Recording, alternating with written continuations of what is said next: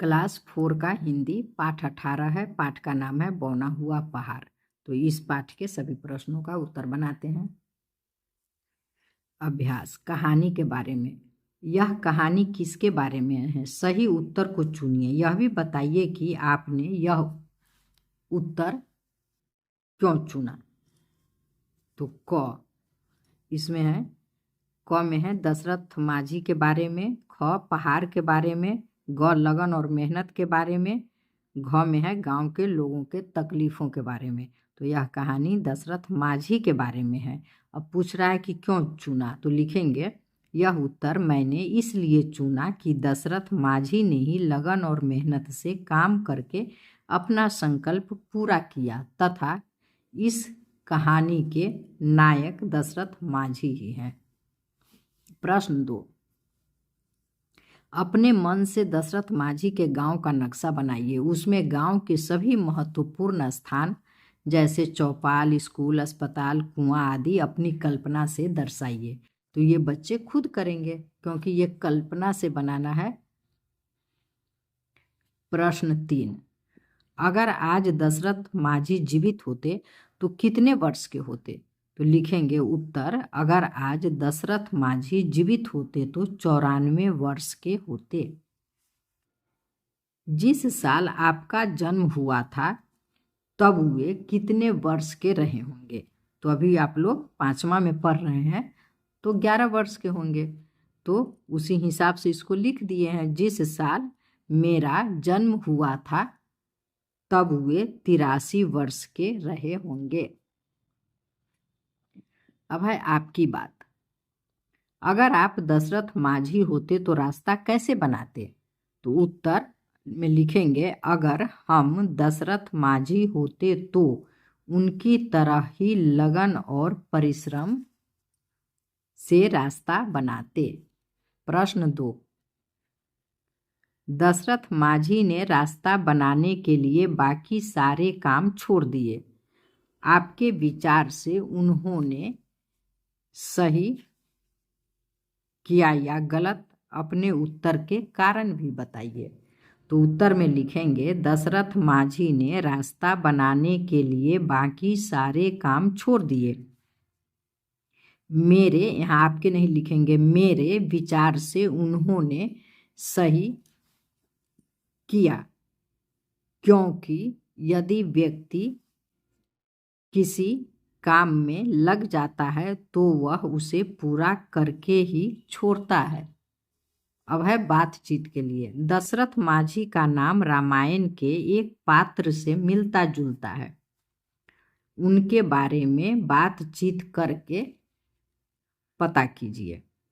तो लिखेंगे, रामायण के एक पात्र महाराज दशरथ थे। वे राम के पिता थे। अब प्रश्न 2 है, कह रहा है अपने गांव की किन्हीं 10 बूढ़ी महिलाओं और 10 बूढ़े पुरुषों के नामों की सूची बनाइए। उन नामों को ध्यान से देखकर बताइए कि उन नामों में कौन कौन सी समानताएं और असमानताएं हैं। तो देखिए, इस तरह से सूची बनाएंगे। इधर है बूढ़ी महिलाओं के नाम और बूढ़े पुरुषों के नाम। तो 10 लिखना है।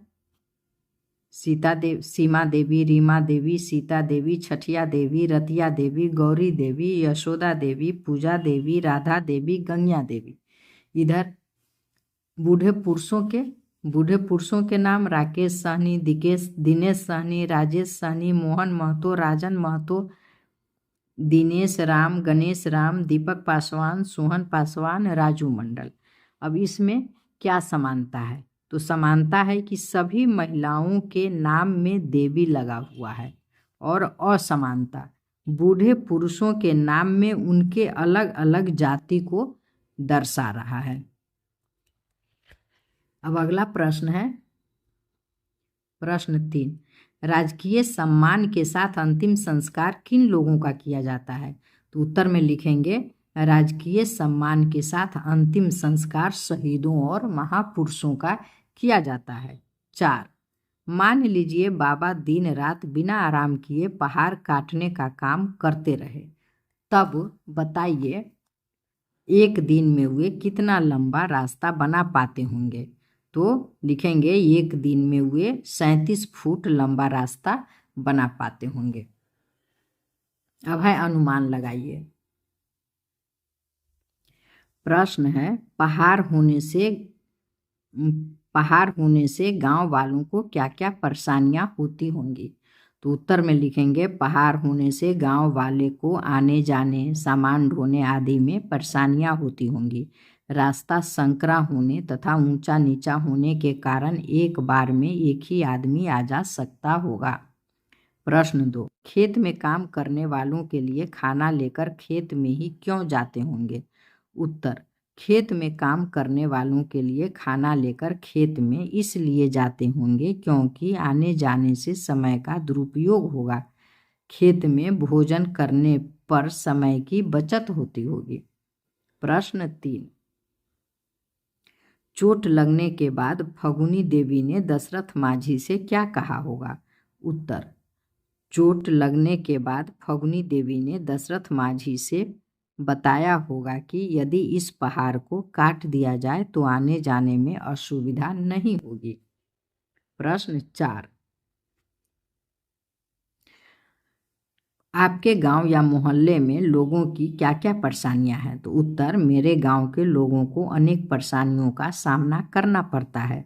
पहली परेशानी तो पीने के पानी का है। गर्मी के दिनों में कुआं सूख जाते हैं, चापाकल से भी पानी नहीं मिलता, दूर नदी से पीने का पानी लाना पड़ता है। गलियां कच्ची है, घरों के पानी के निकास की समस्या है, मुख्य सड़क तक पहुंच पथ नहीं है।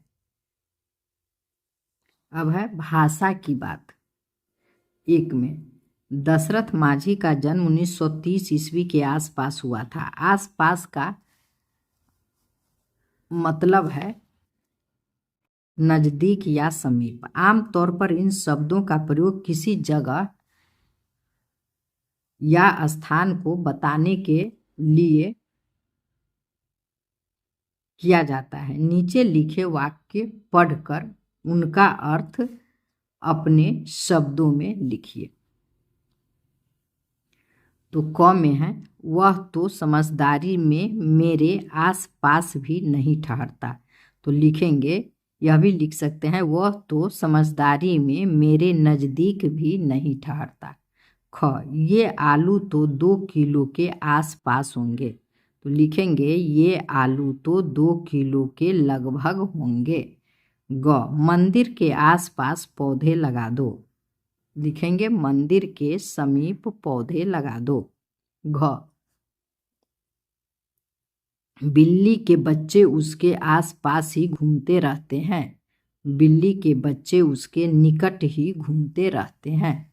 अगला प्रश्न है, नीचे दिए वाक्यों का मतलब समझाइए। क, उनका स्वास्थ्य दिन प्रतिदिन गिरता जा रहा था। तो लिखेंगे, वे सदैव बीमार रहने लगे। ख है, उन्होंने घाटी को काट कर ही दम लिया। अपने संकल्प को पूरा करके ही छोड़ा। ग, 77 वर्ष की आयु में उन्होंने अंतिम सांस ली। 77 वर्ष की आयु में वे मर गए। प्रश्न 3 है, समान और सम्मान शब्द बोलने सुनने में लगभग एक जैसे लगते हैं, लेकिन दोनों का मतलब अलग अलग है। समान एक जैसा, बल्ब लट्टू के समान लगता है। सम्मान आदर, सम्मान का अर्थ आदर होता है, हमें सभी का सम्मान करना चाहिए। दिए गए शब्दों को पढ़िए और वाक्य बनाइए। बचा, उसने बचा हुआ खाना मोहन को दे दिया। बच्चा, बच्चा खेल रहा है।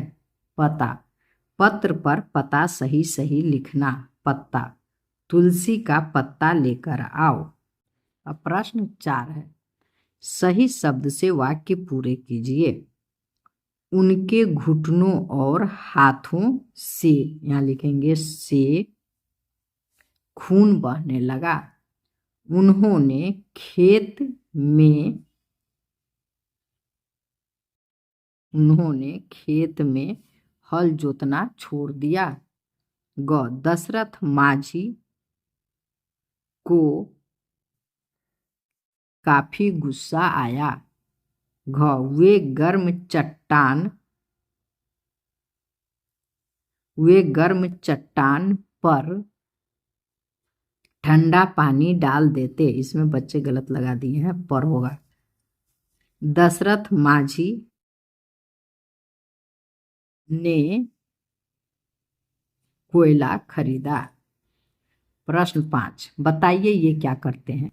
किसान। तो किसान क्या करते हैं? किसान खेती करते हैं।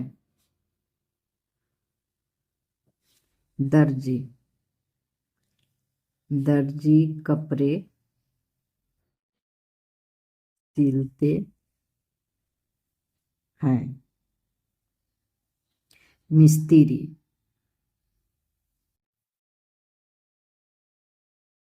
घर बनाते हैं।